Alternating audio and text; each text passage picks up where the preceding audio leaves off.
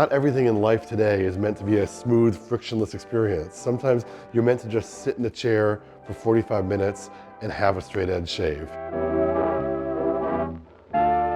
In America in the day, like traditionally there are only 3 types of men that are allowed to touch other men, and it's your barber, your doctor, and your dentist. It's a very intimate job. So we're super aware of that. When I have a new client come in and I put my hand out to shake his hand and he shakes my hand back, that's him non-verbally giving me permission to touch him. So I always think of little things like that when I'm dealing with new clients. I started coming to Elizabeth's Barbershop when Pat had just opened it up. And one of the things I love about this guy is that he has like a monkish-like devotion to the craft of cutting hair. I genuinely love what I do. I've tried all these different things in my life and it was never very fulfilling. I'm gonna wash my hands quick, John, and then we will get started. You're supposed to, by law, before every single service and after every single service, wash your hands. Oh, really? That's a really small thing that I don't ever see barbers do, and it drives me nuts. I just like working with my hands, and I like taking care of people. I like talking to people. Have you lift your legs just for a second, and you can stick your legs out. Oh, nice. How does that feel? That's great. Cool. I always like to be verbal with what I do before I do it. Some people are nervous with straight razors. There's not a lot of guys shaving anymore. We're actually like one of only 2 places in the cities that still will offer straight razor shaves.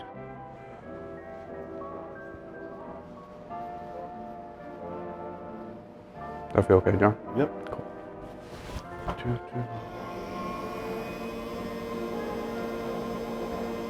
It's such a tough reality for me that I can never grow a proper beard. No, it's not that. It's, I mean, some guys, man, their beard hair is like wire. There's special types of blades even to use for hair like that. Some guys have incredibly sensitive skin. You can just rub it or add heat to it and their face looks like sunburn almost. So it all depends on the hair type. And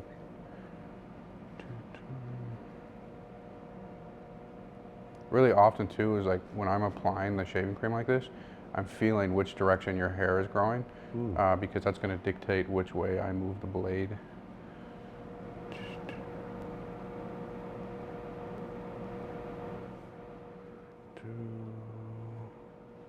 Does this feel okay? Yep. Cool. This is going to cover your eyes as well. And we're going to let this heat you up for like 2 minutes.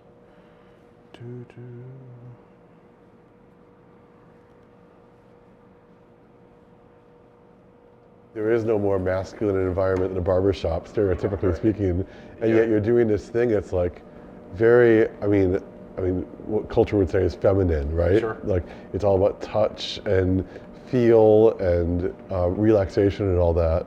So it's an interesting juxtaposition, I guess.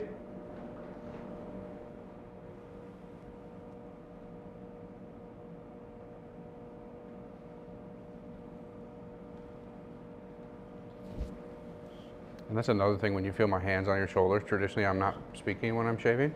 And that's just a really a nonverbal way of letting the client know it's like, I'm getting ready to remove a towel and or touch you.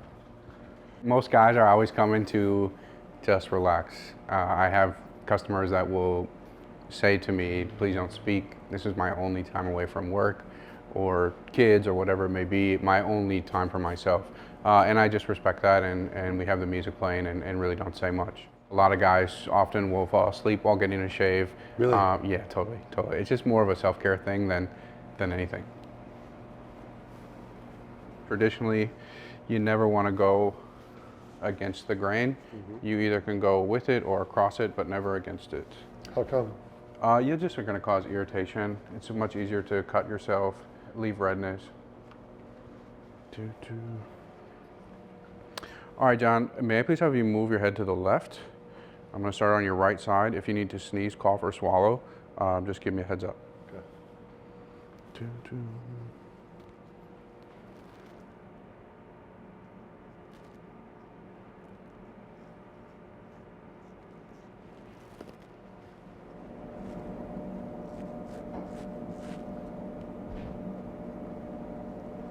I'm sober now, almost 10 years as well. Before I became sober, I took a lot of peace out of the world, and barbering allows me an opportunity to try to put some back in 1% at a time.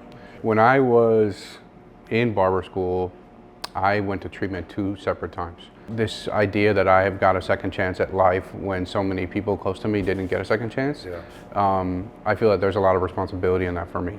And barbering, it saved my life. So it's a different level of severity for me. I'd done a long time in jail. I was in there for some months, and my birthday and Christmas and New Year's and everything. And I said, my name is Patrick Imholte, and I want to be a barber. And if this doesn't work out for me, I'm going to kill myself. Jeez. Because I've burned every other bridge. And this is my last chance. Barbering taught me how to carry myself again and how to show up for people and all of these other really incredible things. And I think that's why I am into it. I'm into every little aspect of it. I care about it in a way that other people don't.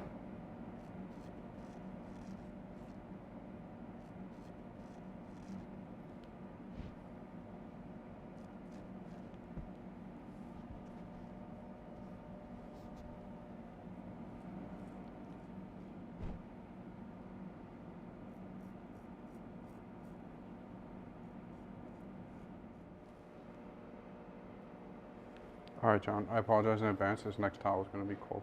Why the cold towel? Sorry, the cold towel is going to shock your skin and your pores and kind of rapidly close them. Yeah. A hot towel is the opposite. I always tell guys when you're shaving at home, the blade, the style of razor, the shaving cream, that's all really irrelevant. It's just how much heat can you apply to your face. When you apply heat to the face, the pores relax and open, and as that happens, the hair follicle will stand up, and it's just going to create a much smoother sensation for you shaving. The cold towel at the end will then shock the pores, close them, and when you're out and about, prevents any dirt, grime, anything from irritating your skin. What is this? Just a little bit of aftershave balm. It's gonna help moisturize your skin, keep it from getting red and irritated.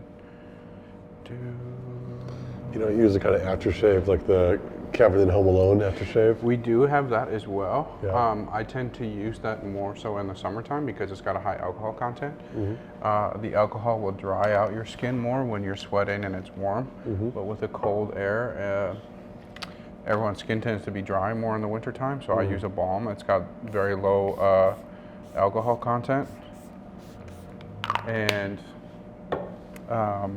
helps kind of moisturize the skin after the shave.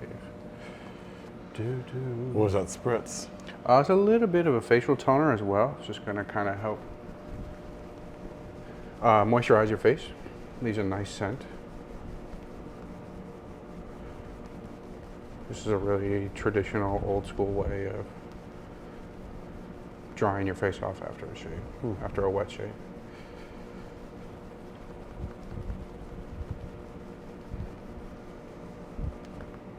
What is it about your preference that you could use a hair dryer on a cold setting for that, but what is it about the old way that it's more traditional to do it that way. But why do you like that? I just find it to be more authentic. Mm-hmm. Authentic to what? The craft, how they would have done it back in the day. Yep.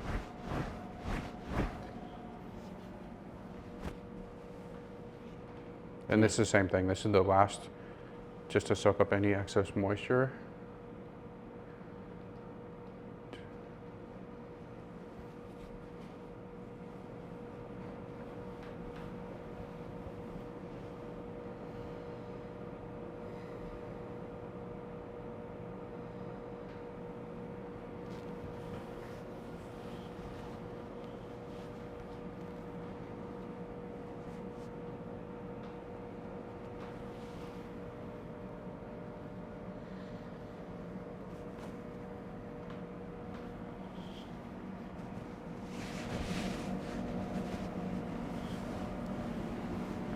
How do you feel, John? Okay. Good. Now I gotta go into presenter mode again. Jeez. Yeah, I hate to do it to you.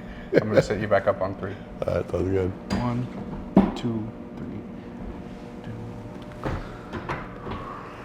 3. How do you feel? I feel like so serene. Like I was asking you a bit about why you do it the way you do it, right? Yes. The traditional way. Like, what's the point of being like an 1850s barber, right?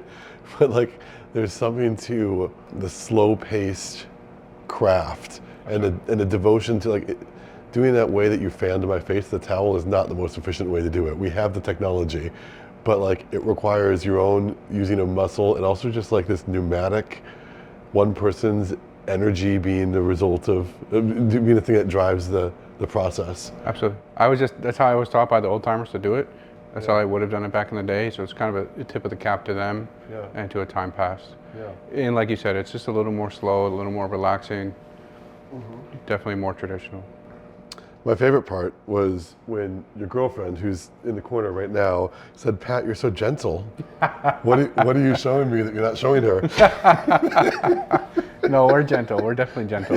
But she's never seen me work before. Wow, that's a big step in a relationship. Your girlfriend sees you do your barbering. Thank you, sir. Thank you. How's it look?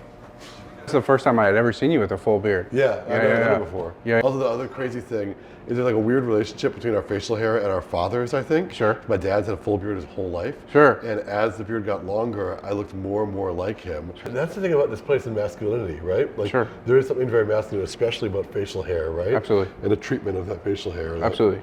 It can be sacred. It is really for most guys. Yeah. Pat, thank you so much. Thank you, John. Appreciate your It's time. great seeing you again. I've wanted to do this video for a long time, and the reason I've wanted to do it is because I have a real deep fascination with people who pick one lane and focus in on it so much, and Pat is so that person. And the act of barbering as well is just such a almost monastic sort of pursuit. The act of getting shaved right there was an act of being cared for in a way that I just feel incredibly relaxed, and to be honest, having trouble articulating my words on camera because I just wanted to melt into the chair. That's what I've done here today at Elizabeth Barbershop.